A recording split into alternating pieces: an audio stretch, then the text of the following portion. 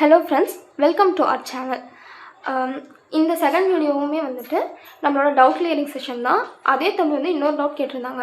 அதாவது தங்கம் வந்து நாங்கள் வாங்கியிருக்கோம், அந்த தங்கத்துக்கான ஒரு கணக்கு வேணும் அப்படின்னு சொல்லிட்டு. இப்போ நமக்கு நல்லாவே தெரியும் 1 கிலோ தங்கம் அப்படிங்கிறது 1000 கிராமுங்களா. அப்போ 1 பவன் அப்படிங்கிறது அதில் 8 கிராம் அப்படிங்கிறத 1 பவன்.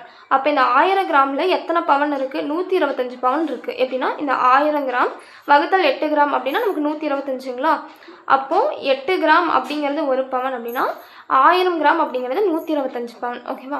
இப்போ நமக்கு என்ன தெரிஞ்சிருச்சு? அப்போ 1 கிலோ அப்படிங்கிறது 125 பவன். கிராமாக சொன்னால் 1000 கிராமு, பவனாக சொன்னால் 125 பவன்.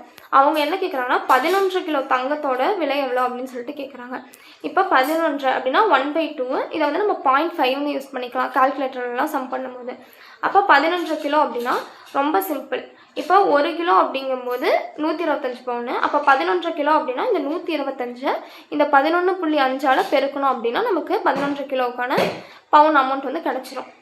1437.5 பவுன். ஓகேங்களா?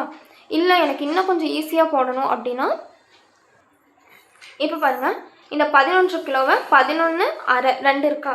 ஃபஸ்ட்டு 11 கிலோவுக்கு எப்படி பண்ணலாம்? 11 பெருக்கல் 125 1375 பவுன். அந்த அரை கிலோவை தனியாக பண்ணும்போது அரை இன்ட்டு 125. இப்போ இந்த பை2 வந்து கீழே இருக்குது. அப்போ 125 வகுத்தல் 2. ஓகேங்களா? அப்போ வகுத்தல் 2 அப்படின்னா இதோட மொத்த பவுன் எவ்வளோ? 62.5 பவுன்.